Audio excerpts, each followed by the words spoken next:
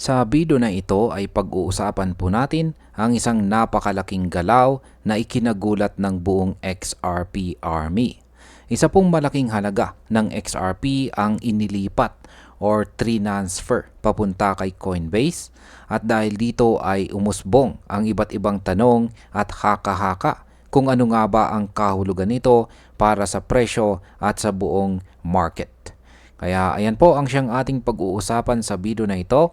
Pero bago po tayo magpatuloy ay pakibasa na lamang po muna ang disclaimer dito po sa ibaba ng ating screen. Yan, simulan po natin sa kung ano po ba ang nangyari sa transaction na ito. Pero check po muna natin ang post dito ni Saif Crypto. Ayan, sabi niya rito, suspense move. 30,500,600 worth 91.4 million dollars XRP transferred from an unknown wallet to Coinbase. Is this a sell-off or strategic play? Yan, meron pa siyang screenshot dito.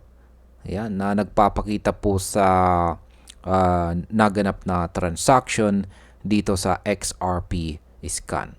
Kaya ano nga ba ang ibig sabihin yan? Ayan. May isang whale. Ayan, isa pang whale. Yan na nga yung nakikita natin dito. At yan, ang laki po niyan. Umaabot ng $91.4 million. Ayan, ang paglipat or pag-transfer na ito ay nagmula po sa isang unknown wallet. Kaya walang kasiguraduhan kung sino o anong grupo ang nasa likod nito. Kaya yan, ang laki, 500,600 na XRP ang pumasok kay Coinbase at nagkakalaga po yan ng $91.4 million. Ngayon, ang paglipat na ganito kalaki ay hindi po karaniwan. Kapag may biglaan at saka malakihang galaw, natural lang na magtanong ang community. Si Saif Crypto mismo ang nag-post at tinawag itong suspense move. Ayon sa kanya, hindi po malinaw kung ito ba ay tanda ng sell-off or isang strategic na hakbang lamang. Kaya sa market impact, kung ito po ay isang sell-off, may posibilidad na bumaba ang presyo ng XRP dahil malaki po ang supply na maaari pong ibenta. Ngunit kung ito ay bahagi lamang ng strategy o isang internal exchange movement, maaari pong neutral ang epekto nito sa presyo. Ngayon bakit po ba malaki ang epekto kapag pumasok sa exchange tulad ni Coinbase? Kapag ang mga whale ay nagdadala ng token papunta or papasok sa mga centralized exchanges tulad ni Coinbase, madalas itong nakikita bilang paghahanda para sa pagbebenta. Kasi sa isang exchange, madali at mabilis mag-liquidate ng malalaking halaga. Ngunit hindi rin ito laging masama. Maaring ito ay para lamang sa institutional trading o internal rebalancing ng mga asset. Dahil po sa transparency ng XRPL, nakikita po agad ng publiko ang mga transaksyong ganito pero wala pa rin kasiguraduhan kung ano ang tunay na intensyon ng sender. Sa market impact, kung pagbebenta po ang tunay na layunin, bababa ang demand kumpara sa supply kaya maaari pong bumagsak ang presyo sa short term. Kung hindi naman ito ibebenta agad, posibleng walang matinding epekto at mananatili ang presyo sa kasalukuyang range. Ngayon ay ano naman po ang obserbasyon ng community dito? Kapansin-pansin po na hati ang opinyon ng community. Ang ilan gaya po ni ex-finance bull ay nagsabi na maaaring routine lamang ito at walang dapat ipag-alala. Ang iba naman ay naniniwala na may nangyayaring kakaiba sa likod ng eksena.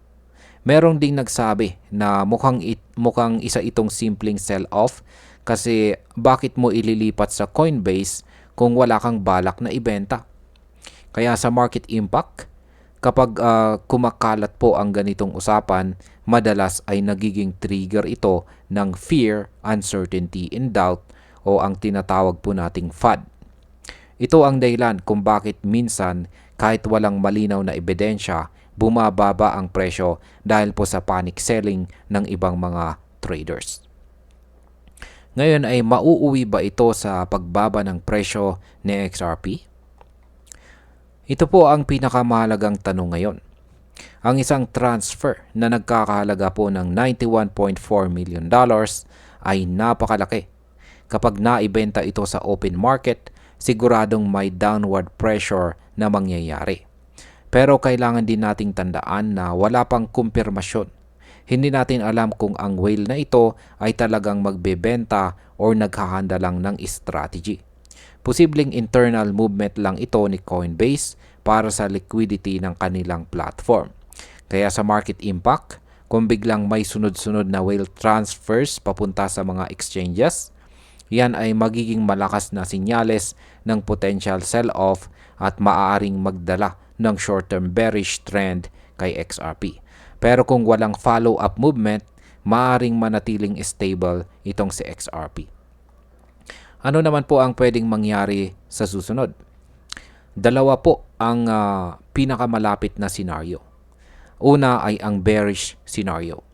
Kung ibebenta po ang malaking halaga, syempre babagsak ang presyo ng XRP at maaari pong bumaba ang confidence ng mga short-term traders. Pangalawa ay ang neutral o bullish scenario. Kung ito po ay bahagi lang ng internal or strategic moves, maaaring walang epekto or pwede pang lumakas ang speculation na may mas malaking plano si XRP. Sa kasalukuyan ay nakamasid po ang buong XRP army.